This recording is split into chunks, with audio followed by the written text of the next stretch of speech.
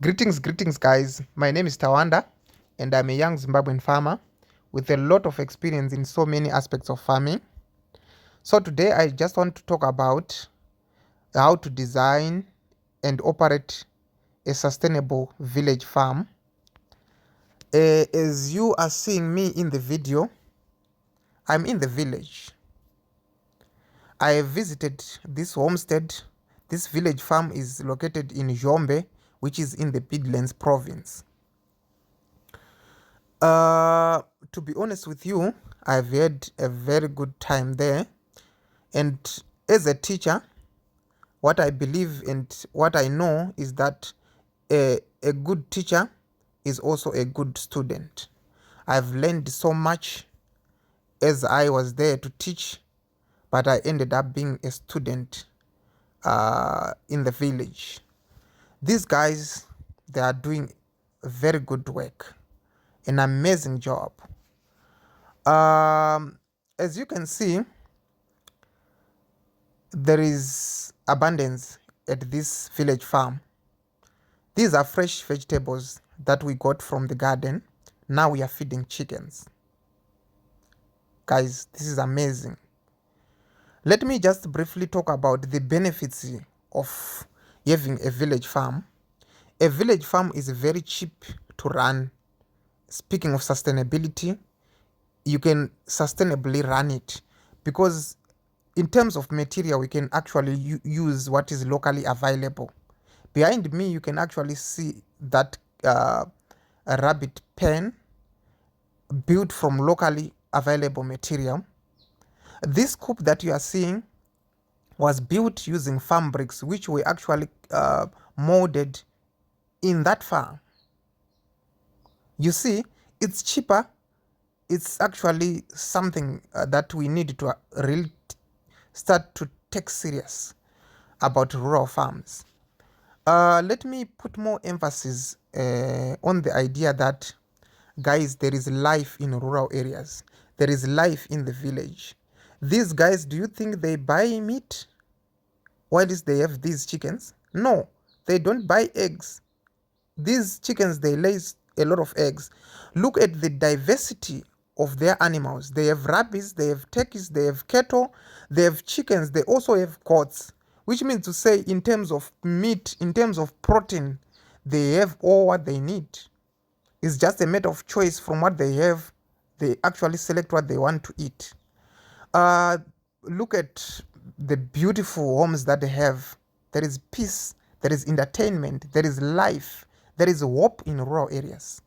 There is hope in the village, guys. I don't know what to say, but this is amazing. Look at their garden. I want to just talk about the relationship that is there, which is to try and show you this design.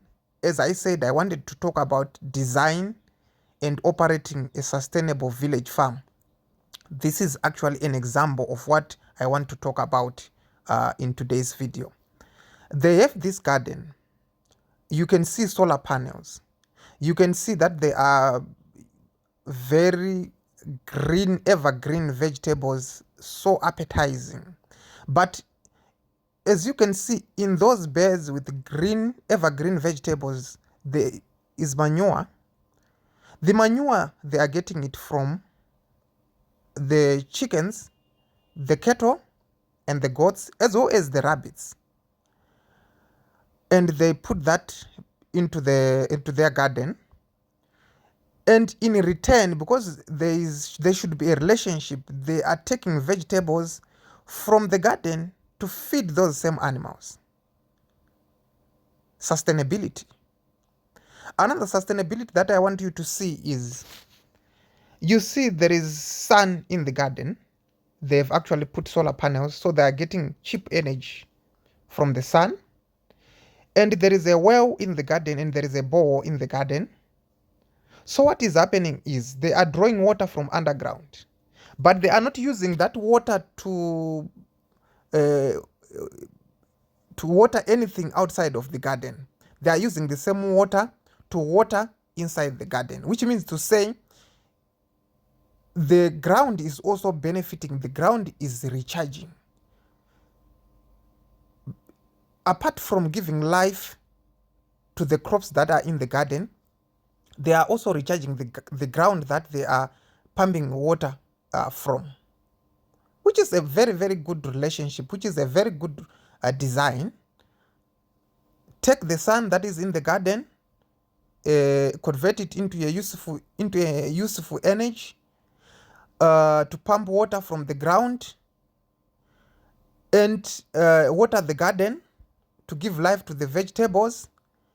And also in the process, you are recharging the ground that you are pumping water from. It's very, very interesting. And apart from that, by giving or by putting manure into these beds or into the crops that are in the garden, they are also improving microbiological activities. We have microflora or microorganisms that are in the soil within the garden. So what happens is those microorganisms, they are benefiting from the manure that they've actually put in their beds. But when they are benefiting from the manure as feed, they are also helping these guys to aerate the soil, because these microorganisms, they will be burrowing the soil and improving aeration. And in doing so, it improves the quality of the produce that they get from the garden. Apart from that, I want you to see the design within the garden in terms of the crops themselves. They are doing what is called intercropping.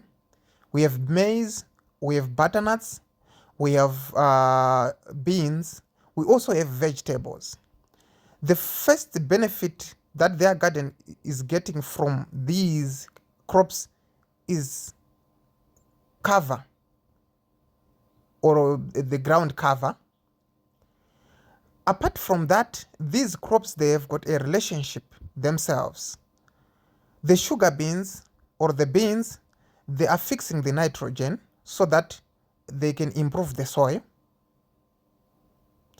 The cover crops like the butternuts are helping to cover the soil so that during this dry and hot summer season, that cover crop is going to reduce erosion from the wind, and it is going to protect the soil from actually losing volatile minerals to the atmosphere through the direct sunlight.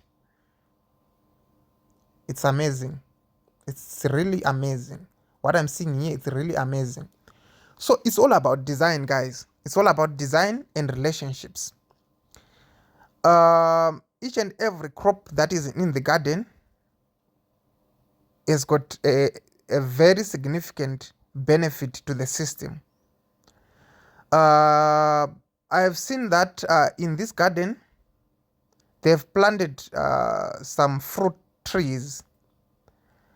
These fruit trees will help to actually bind the soil through their roots so that it cannot easily eroded by water any time of the year, which is also a very good design for me. Guys, it's really, really amazing. This is happening in the rural areas. This is actually happening in the village.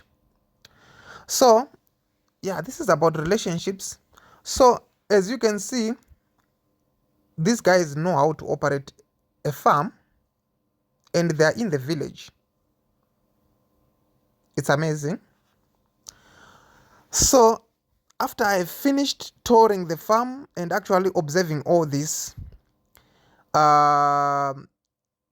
we have had a time when I then started to talk about more designs at the farm. Just like I said, I wanted to talk about design and how to operate a village farm. So as you see, these guys, they listened to me when I actually congratulated them and actually put more emphasis on the issue of design and running a sustainable village farm. So maybe getting back to the business of the day,